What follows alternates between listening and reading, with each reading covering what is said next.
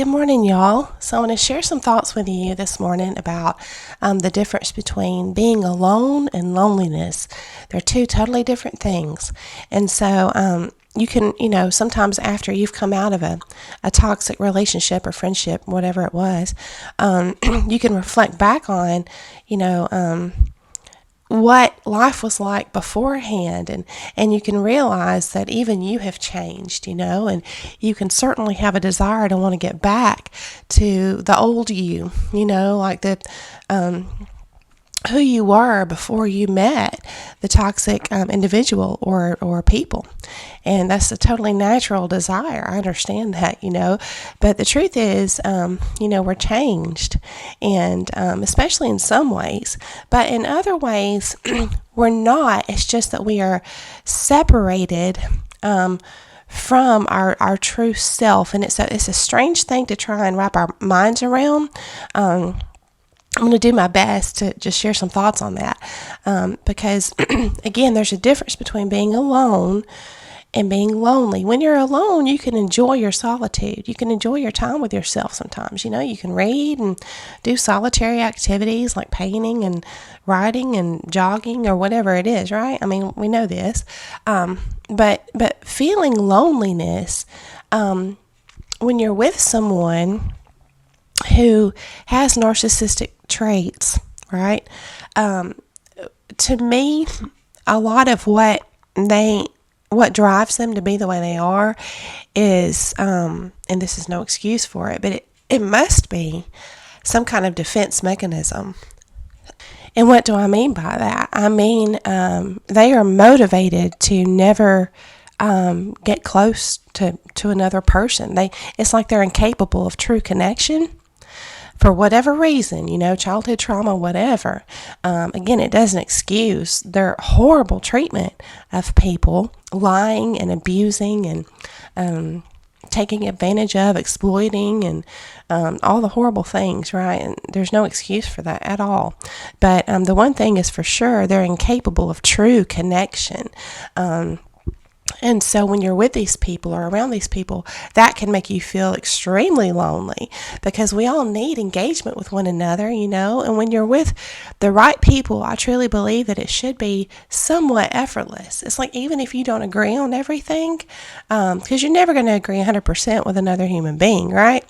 It's okay, because, I've got friends where we share a lot of different beliefs, and the fact that, it's not a problem, we can still get together and just enjoy one another's company. I mean, that's how those are the people that are for you, and so it's just, you don't have to strive so much. I mean, yeah, you have to put effort in to maintain any kind of friendship or relationship. It does require effort and compromise and everything, right? But in general, as compared to someone who's always going to be contrary, and just creating chaos and challenges, right? Because they don't want to connect truly. They may say they do, and they may want to present this image to the outside world like they're a great friend or a great parent or spouse or whatever it is, when in reality, the truth, they're incapable of connection. So that, to me, is when you can feel, when you're on the receiving end of that and you're trying to connect with this person and you can't, that's extreme loneliness. It results, in extreme loneliness. And when you're in that kind of situation, getting away here and there for time, to yourself in solitude is a reprieve. I think you call it a reprieve. It's just it's a time to just kind of feel peace without this bombardment of chaos and drama and stuff. So but what I want to talk about is when you've actually gone beyond that, you've gotten out of a toxic situation. It's kind of like you can look back on your old self. Remember, I was talking about earlier, and you want to kind of get back to your old self, but you don't know how. Well, part of that is learning how to be alone with yourself again, because we have been affected, and we can't just keep going and think that if we do the same things that we used to do, like if we used to enjoy riding our bikes and we try to do it again now, and it's kind of like, why doesn't that bring me the same joy? we are changed. But I feel like there's little clues like that if we look.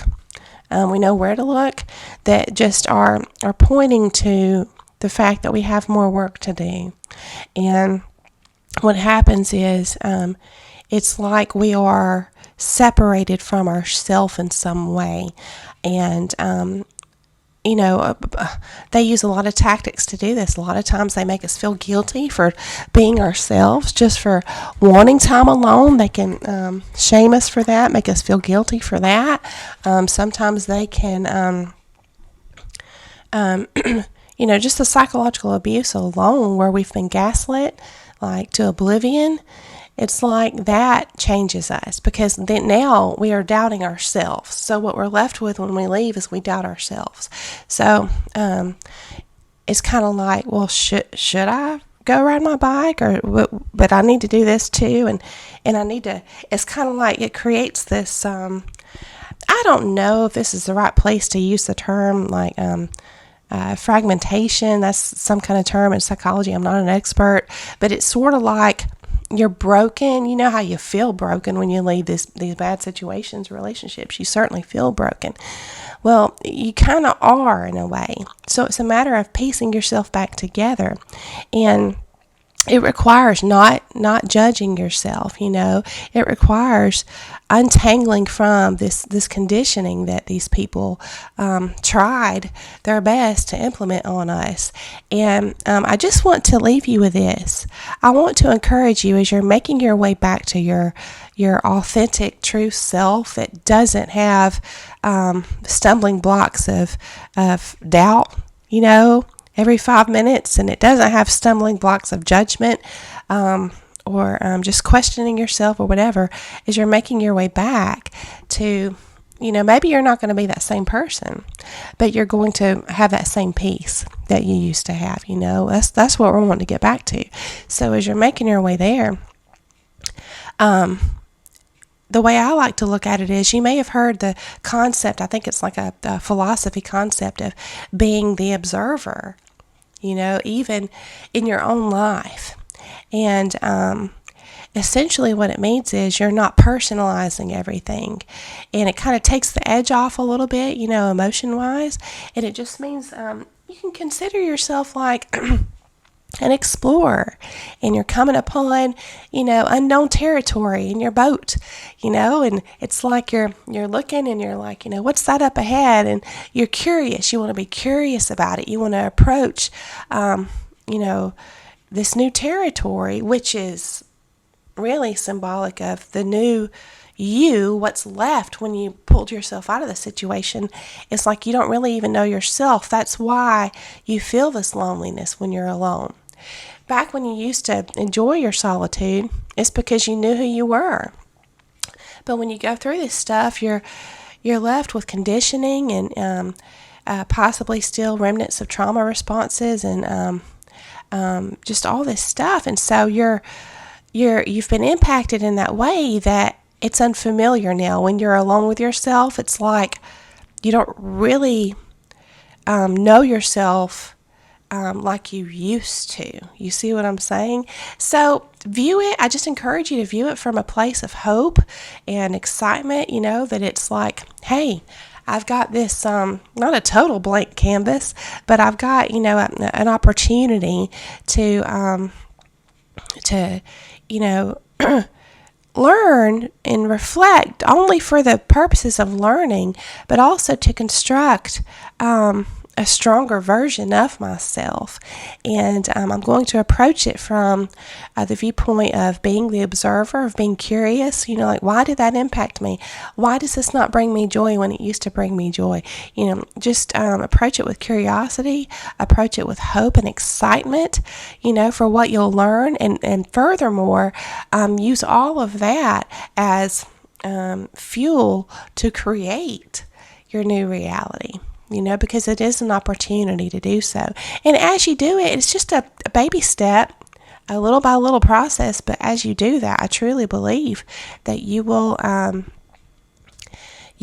feel less and less lonely. That's been my experience, because you are becoming more sure of yourself.